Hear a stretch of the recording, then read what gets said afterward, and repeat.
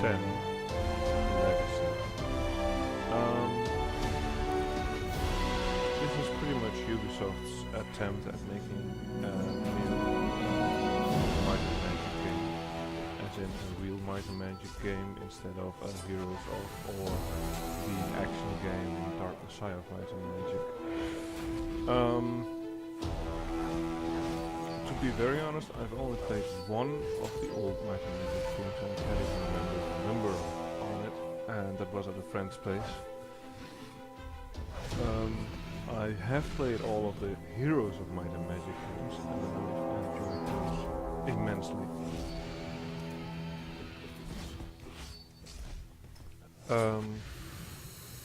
Ubisoft is currently the owner of the last Might and Magic series, and when they got the rights they pretty much started a reboot of the series. The old series by 3DO had all sorts of elements, including science fiction elements, aliens coming down and causing all sorts of trouble and I don't know what else. And the Ubisoft reboot focuses mainly on focuses only on high fantasy as far as I'm aware. They might change this later on at some point, but right now it's only high fantasy. Let's take a look at character creation. We're going to play this as adventure.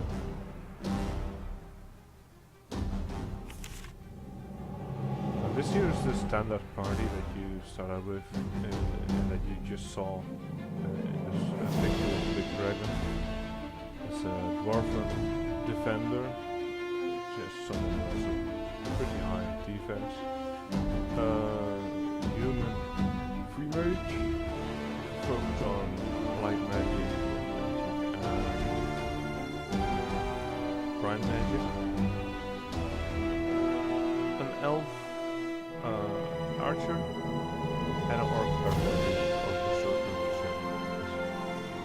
Here you can click random creation, so you get a random party, which can be interesting, but I wasn't looking at it. Right now at first I'm going to take a look at the different races and classes. So yeah, now let's start with the humans.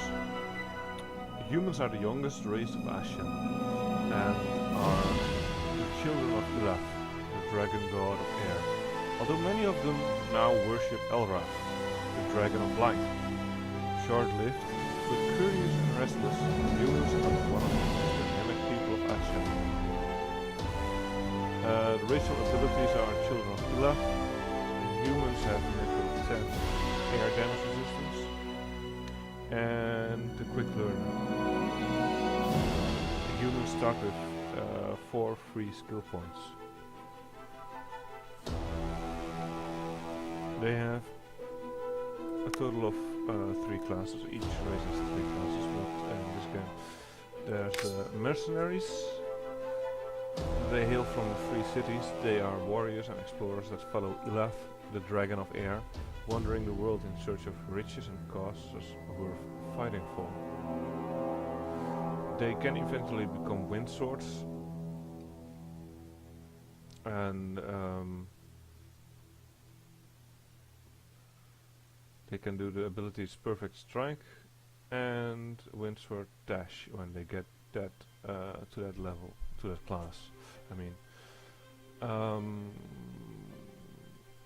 there's the Crusader. Battle Priest of Elrath. They can be found all over the world, spreading the teachings of the light and fighting all the evils they encounter. They can become paladins with lay on hand and the Mandate of Heaven, which is actually the title of the 6th Might and Magic game. Mandate of Heaven.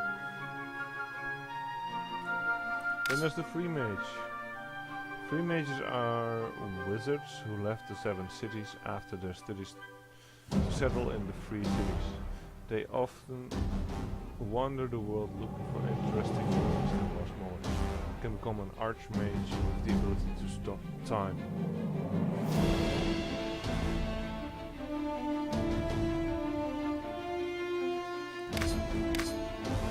Now, once you actually choose one of these, you can also choose a base and controls. So you can decide Choose me. or a bit more Not choosing me would be a mistake. same for the dice. Choose me. Choose somebody else. Lose. See if I care.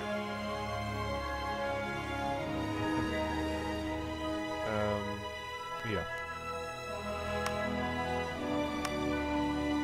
And there's the elves. The elves are graceful and patient souls who live in close harmony with the lands and forests. They are in tune with Silana, the dragon goddess of earth. Their deliberate nature and wisdom are reflected in their approach to life and worship. Natural 10 earth damage resistance and nimble +5 they can become blade dancers, elite among silver warriors. Certain elves dedicate their lives to those with elven martial arts and battle dance, relying on evasion and quick action rather than resistance or brute force. They can become blade masters eventually with cleave and carnage abilities. Then there's the ranger. Rangers wandering Irulan. Rangers live in harmony with nature and its unwritten laws, seeking perfection through the mastery of the bow. This quest sometimes leads them to leave the forest and travel around the world. You can become wardens with a point-blank shot. And then there's the druids. Druids are the priests of Silana, elemental dragon of earth and living embodiment of nature. As such, they are granted control over the magic of the elements, which they call upon in times of peril. And they can become elders with harmony and nurture.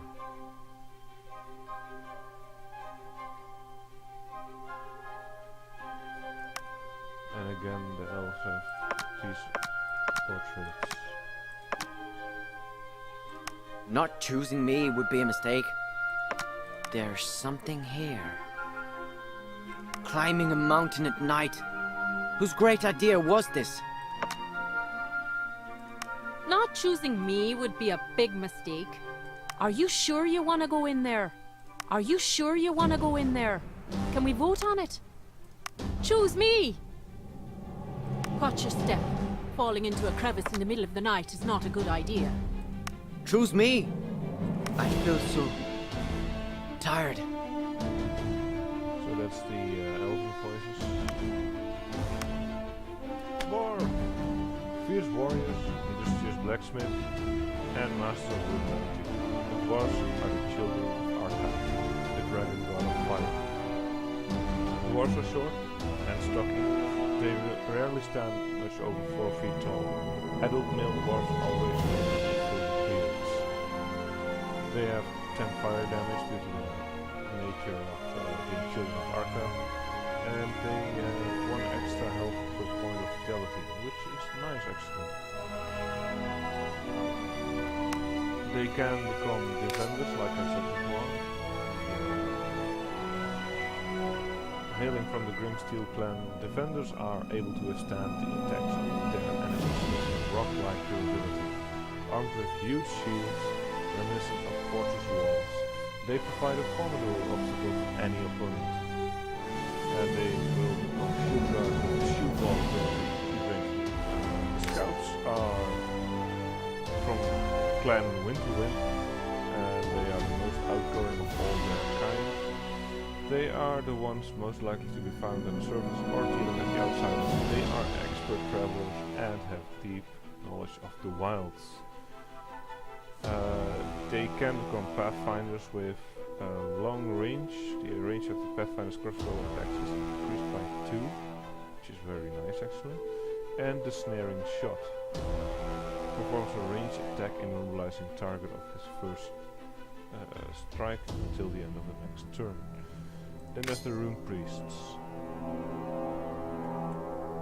The Rune Priests are members of the Deep Flame clan, a special caste among the dwarves, recruited from children born with golden eyes, the mark of their god Arcath, who are then brought up as battle mages. Advanced class is the Rune Lord with the Searing Rune ability. It creates a rune on a tile within a range of 1. The rune deals 100 damage, fire, each turn to everyone on the tile and around it. The rune lasts 3 turns. So pretty much creating a fire trap for 3 turns.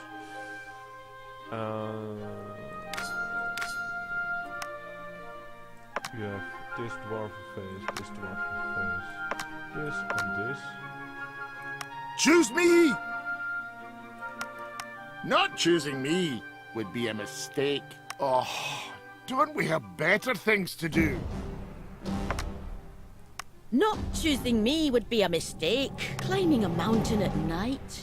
Whose great idea was this? Choose me. Wait. Something's not quite right. So yeah, that's that. And then there's the orcs.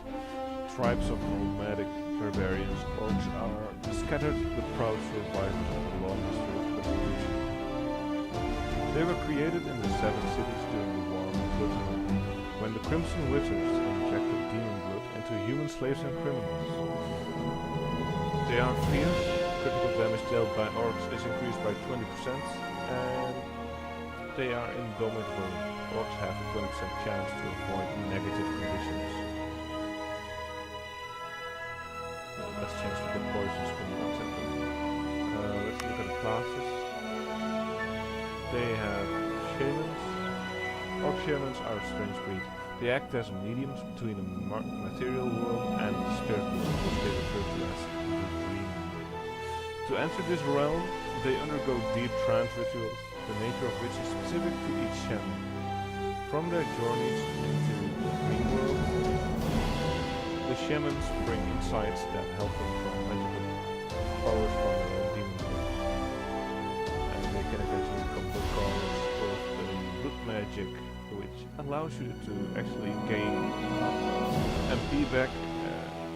It's like 1% MP for each 2% health lost due to enemy attacks. It's actually pretty nice. Orcs are, contrary to the popular belief, not cannibals. Their diet is based heavily on the principle of you caught it, you cook it. Hunting provides the bulk of their diet. Orc hunters, as all other orcs, are also fierce warriors, capable of surviving on their own in the wild for weeks or even years. They can eventually become marauders, and they have then trap and harpoon ability.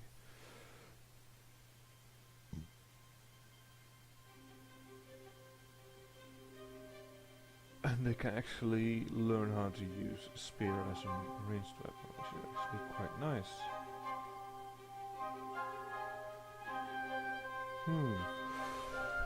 The Barbarian. Barbarian is the quintessential orc warrior. His usual tactic is simply to rush straight at the enemy, counting on his speed, ferocity and toughness to break the lines of the opposing troops and pound the hell out of them.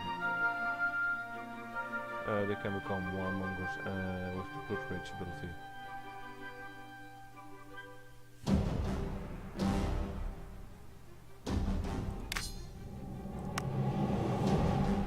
They can choose out of these faces.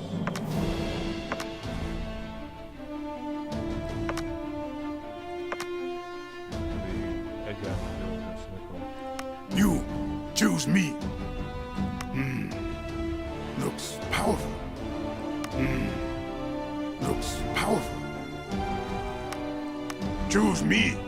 Better chances that way. Orcs no slaves. Will help, but not for free. Yes. Ancestors made this strong. Choose me. Better orcs, not slaves. Will help, but not for free.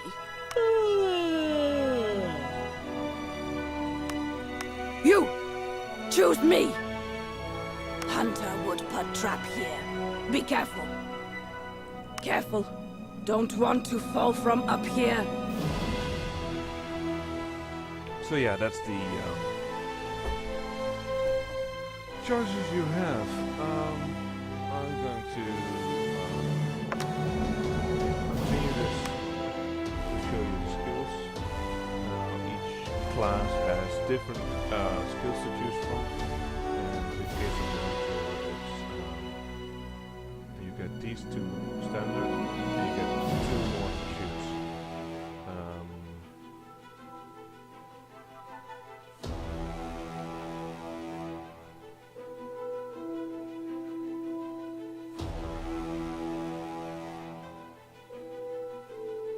Let's see what the default is. Okay. So default would be air and a bow as well as this. Default again. Let's see what I do.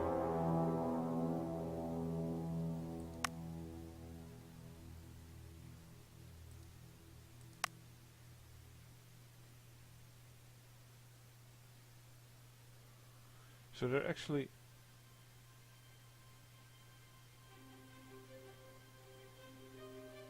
rather focused on simply doing damage.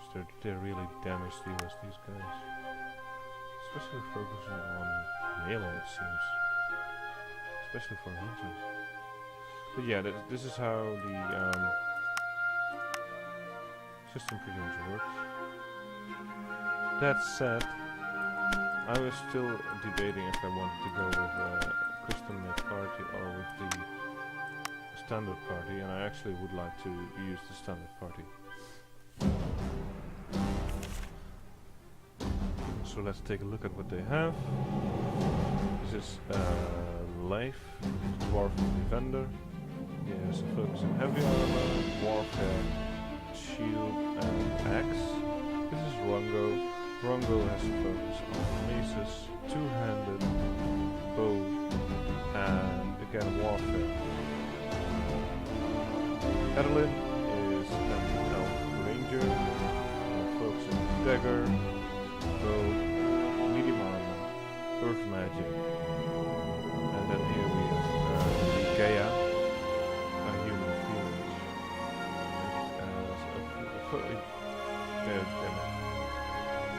tripping over my tongue. A magical focus, primordial magic, arcane discipline, mysticism, air magic, and light magic. So, with this party, let's go to battle.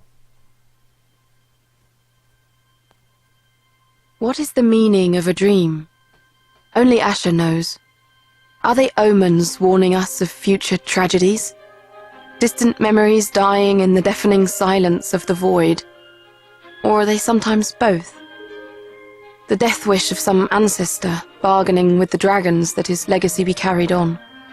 Last night I dreamed such a clear vision of past events. Terrible things I had wanted to forget. They refused to fade away, demanding, pleading to be told one last time. This story begins with what we now call Uriel's deception.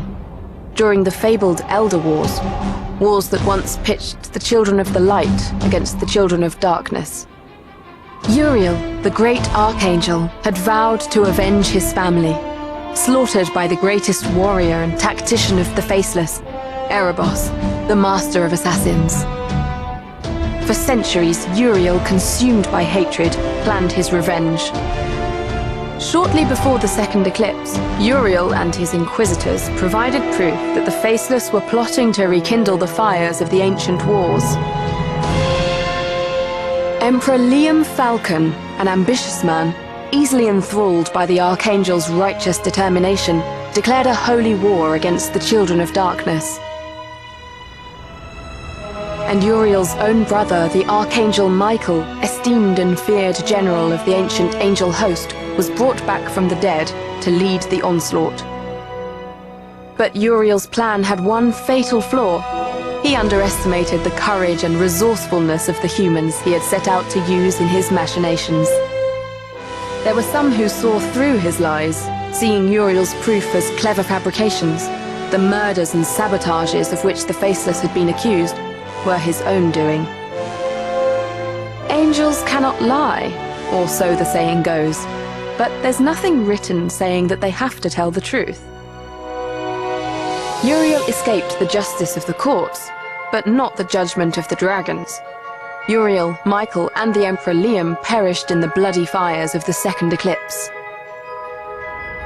But a legacy remained, continuing to poison the Empire. When the true extent of Uriel's deception was revealed, the scandal nearly ripped the once great and holy nation apart. Distrust grew between the Empire and its allies. Dissentful whispers could be heard throughout the hallways of the Imperial Court. And outside of the Empire's borders, the colonies and protectorates were clamoring for independence. In an effort to calm the troubled waters, Liam's heiress, the young Empress Gwendolyn Falcon, proclaimed a series of reforms that were immediately unpopular with the more conservative nobles. These tensions came to a head in the Aegean Peninsula. Once a jewel of the Falcon Crown, the great port of Carthal on the Savage Sea was threatening to secede and join the loose coalition of the Free Cities. Skirmishes were multiplying between the rebels and Imperial garrisons. Brigands were stalking the trade routes, and pirates were raiding the coasts. This is a story of a particular group of adventurers who had just set foot on the peninsula for the first time, on a quest to fulfill the dying wish of their mentor. They were called raiders, but would soon be known as legends.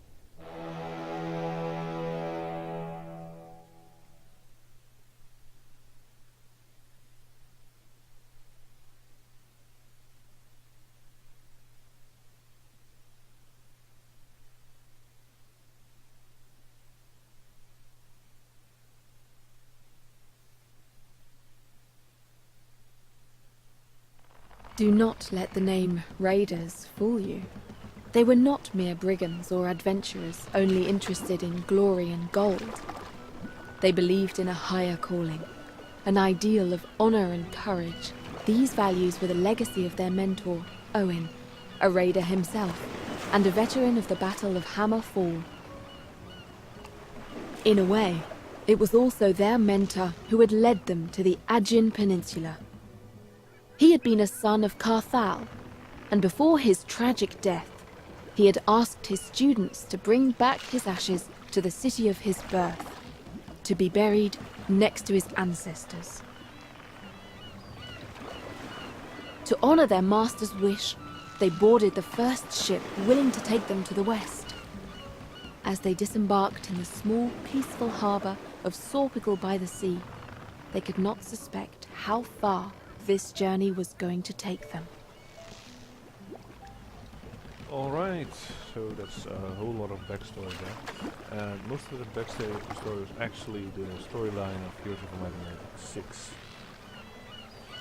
This story follows Heroes of Might and Magic 6 quite closely. After this story comes the story in Clash of Heroes, which has at least one, maybe two generations of people in between it. And then comes the story of Heroes of Might and Magic 5, followed by the story of Dark Messiah of Might and Magic. And in Dark Messiah of Might and Magic, for now the story has ended with the player choice of releasing all the demons or finishing the cage of all the demons. So it's pretty much up to debate what is the canon ending for that. Let's take a quick look at our screen. Down here we have our journal, here we have our supplies for rests, inventory, and our spellbook. Right now I'm going to do one thing.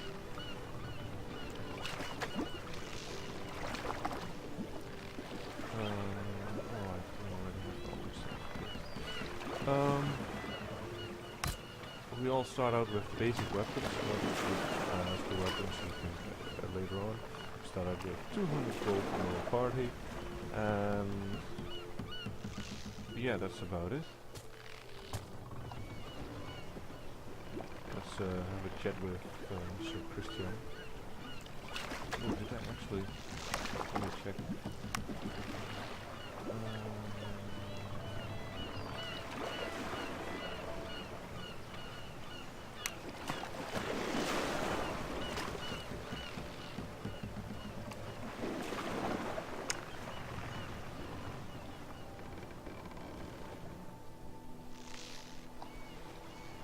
Graphics. Anti-aliasing.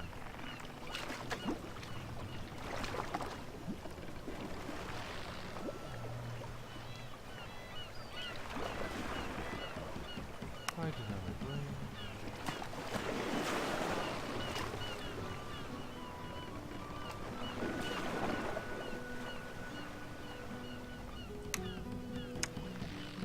Ultra distance.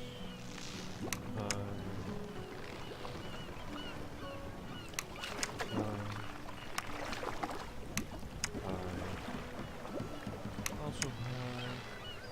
Also high. Also high.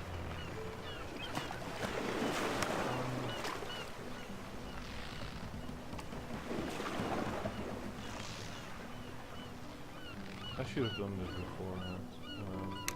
Also, it seems I can't upgrade the texture quality until I'm in the back in the main menu, so I will do that the next time I play this. Let's apply this and resume game.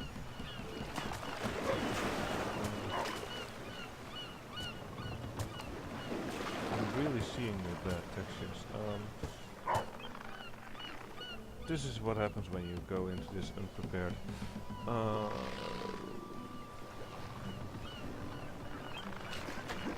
Yeah.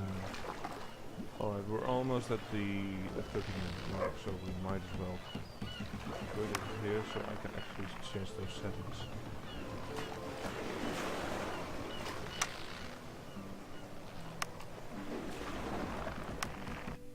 So, thank you guys for watching this first episode. I know we didn't do much, we just chatted a bit about the setting, about the different classes and so on. But yeah, we are now in Tropical by the Sea and we will continue and see where this leads. I hope you like this, leave some comments below and I'll see you guys next time.